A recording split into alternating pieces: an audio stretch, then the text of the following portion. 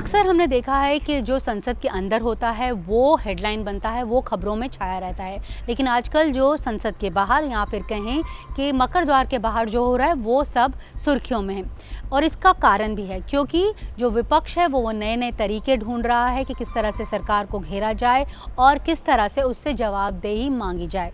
शुक्रवार को हमने देखा जो बिहार से सांसद हैं पप्पू यादव, वो यहाँ पर साधु बनकर आए थे और यहाँ पर मकर द्वार के बाहर बैठे हुए थे और चंदा की मांग कर रहे थे।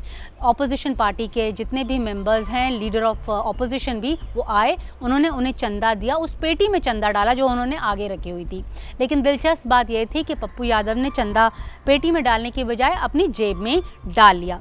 तो यही बताता है कि विपक्ष की तीसरे हफ्ते की रणनीति क्या होगी।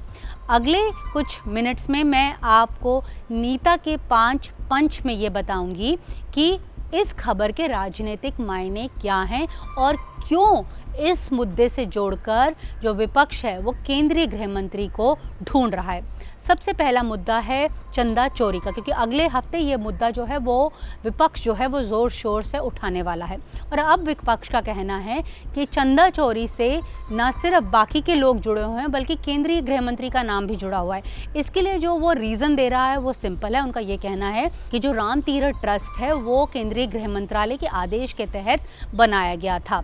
जब ये आदेश आया था तो 15 ट्रस्टीज़ जो थे वो नेम किए गए थे, जिन्हें ये जो है ड्यूटी दी गई थी कि वो किस तरह से मैनेजमेंट करेंगे राम मंदिर की और किस तरह से मंदिर का निर्माण करेंगे। तो अगर मंदिर के चंदे में हेरा फेरी हुई है तो केंद्रीय गृह मंत्री भी रिस्पॉन्सिबल हैं, ऐसा विपक्ष का कहना है। इसलिए वो उन्हें ढूंढ रहे हैं ताकि केंद्रीय गृह मंत्री उन्हें जवाब दे सकें कि आखिर क्यों जो 2 ट्रस्टीज़ हैं उन्होंने इस्तीफ़ा दिया। पहले जो जनरल सेक्रेटरी थे ट्रस्ट के चंपत राय और दूसरे जो मेंबर सेक्रेटरी थे मिस्टर अनिल, उन्होंने क्यों इस्तीफ़ा दिया। ऐसा जो है वो विपक्ष जो है वो जानना चाहता है कि अनिल मिश्रा ने भी इस्तीफ़ा क्यों दिया। तो ये पहला कारण था। दूसरा कारण ये था कि जो दिल्ली में हमने अभी हाल फिलहाल में जो प्रोटेस्ट देखे उसमें हमने देखा कि जिस तरह से जो दिल्ली पुलिस ने बर्बरता की थी जिसके कारण कई जो प्रोटेस्टर्स हैं घायल हुए थे, उस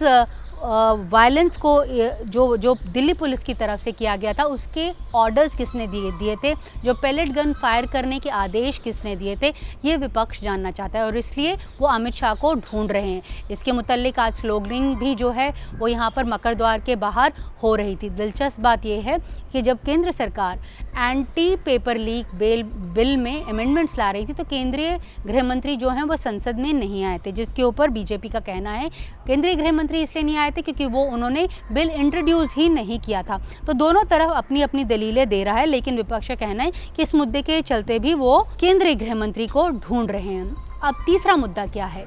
प्रिविलेज मोशन। और मैं अब आपको ये बताती हूँ कि जो तीसरा मुद्दा है ये पहले 2 मुद्दों से कैसे जुड़ा हुआ है।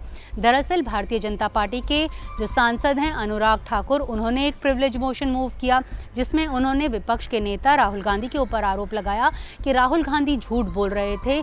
जो ऑर्डर हैं, जो फायरिंग के ऑर्डर हैं, पैलेट गन की फायरिंग के ऑर्डर हैं वो केंद्रीय गृह मंत्री ने दिए, ये कहना गलत होगा, राहुल गांधी को माफ़ी मांगनी होगी। तो ये पहला प्रिविलेज मोशन था। दूसरा प्रिविलेज मोशन था जो कांग्रेस के सीनियर लीडर केसी वेणुगोपाल ने शुक्रवार को दायर किया। उन्होंने ये प्रिविलेज मोशन जितेंद्र सिंह साहब के खिलाफ दायर किया। उनका कहना था कि जितेंद्र सिंह साहब जो हैं वो झूठ बोल रहे थे, उन्होंने फ्लोर ऑफ द हाउस पे झूठ बोला कि वहाँ पर फायरिंग हुई ही नहीं थी। तो दोनों पक्ष जो हैं वो अपना अपना सच जो है वो लोगों तक पहुँचाना चाहते हैं और प्रिविलेज मोशन के ज़रिए वो अपना सच जो है पहुँचाना चाहते हैं। तो अगले हफ्ते में ये वाला इशू भी जो है काफ़ी सुर्खियों में रहेगा क्योंकि दोनों पक्ष आमने सामने इस मुद्दे को लेकर भी होंगे।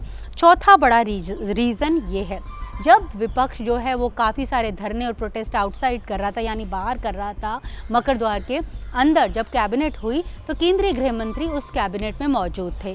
प्रधानमंत्री ने इस कैबिनेट की अध्यक्षता की। मीटिंग खत्म होने के बाद केंद्रीय गृह मंत्री प्रधानमंत्री से 1-on-1 मिलने भी गए। इसके बाद केंद्रीय गृह मंत्री किरेन रिजिजू जो पार्लियामेंट्री अफेयर्स मिनिस्टर हैं, कॉमर्स मिनिस्टर पीयूष गोयल के साथ स्पीकर के पास भी गए।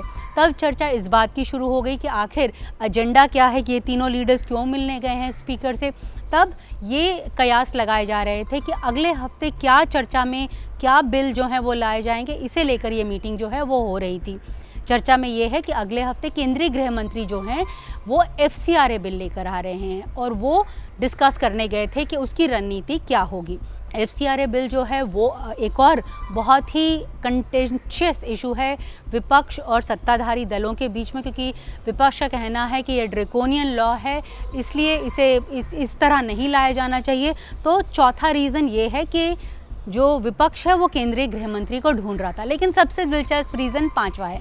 मैंने एक सीनियर लीडर कांग्रेस के हैं उनसे पूछा कि आखिर विपक्ष अचानक से केंद्रीय गृह मंत्री को इतना ढूंढ क्यों रहे हैं, क्यों उन्हें इतना याद कर रहे हैं। तो उन्होंने जो जेन जी है उनकी लैंग्वेज में कहा कि वो उन्हें मिस कर रहे हैं, इसलिए मिस कर रहे हैं, मिसिंग इन एक्शन, इसलिए वो उन्हें ढूंढ रहे हैं। नई दिल्ली से नीता शर्मा, जनसत्ता के लिए।